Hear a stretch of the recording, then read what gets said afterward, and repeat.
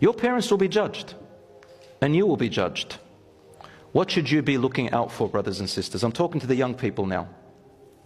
Your duty is to do your part towards your parents, because that's what Allah is going to ask you about, within your capacity and within your ability. So you do your part, and parents, you do your part. Allah clearly says here, if they're disbelievers and they're pressuring you to disobey me, don't listen to them. So there are boundaries. It doesn't mean you have to obey them in everything. And there is no verse in the Quran where Allah tells you, obey your parents. The word used in the Quran and the Hadith are always bir. The word bir, my dear brothers and sisters, does not mean obedience, because there are things you don't have to obey them in. Bir means kindness, courtesy and goodness.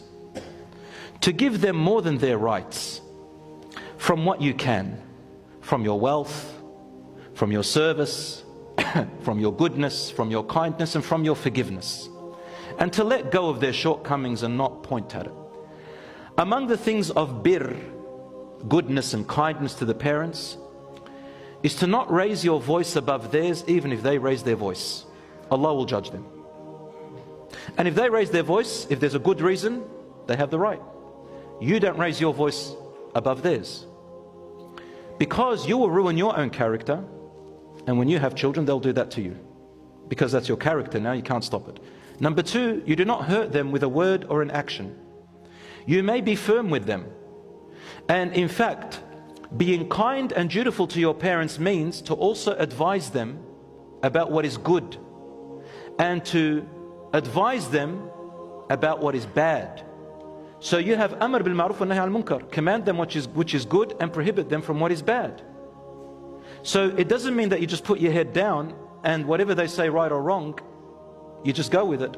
No, if they do wrong, that is sinful, you can advise them.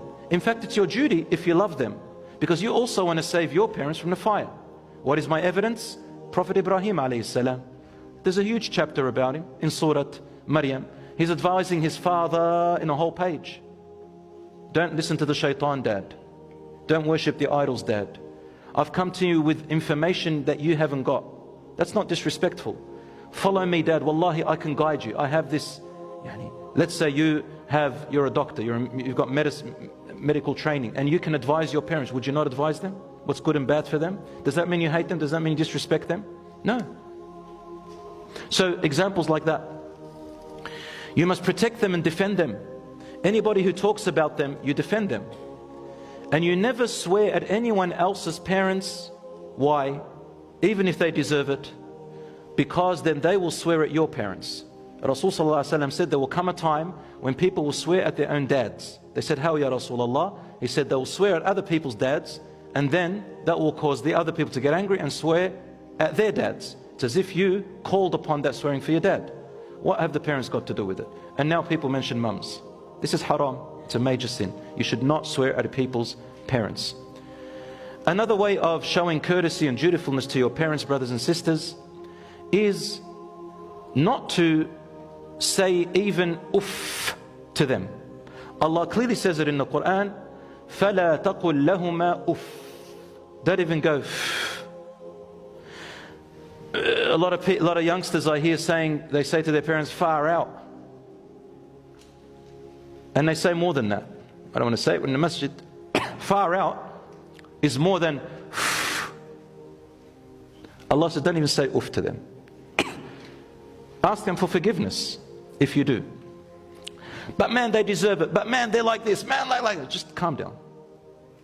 Even if they deserve it. You don't deserve to make yourself a disrespectful person. You need to respect yourself and develop. You need to break that cycle. You are growing up too. And you don't want to carry the same traits. We said last week that it can last up to 4 generations if you don't break the cycle. Allah will question you. So if they do wrong and you do wrong, both of you will be questioned by Allah and both of you will be sinned. But you have to respect your parents. Why? When you were a baby, Allah says here, your mother carried you agony upon agony. You and I have no idea what our mothers went through. when we were tiny babies, crying and making them stay up all the night until you get married and you understand. I know your parents will say, oh, you'll never know until you're... And you say, oh, you always say that. No, but it's true. We owe them. Not for now, for the past. You owe them for the past. You owe them for reaching this age safe, in school, your clothing, your food, to get there. So you owe them those years. Your mother first is mostly owed. Why?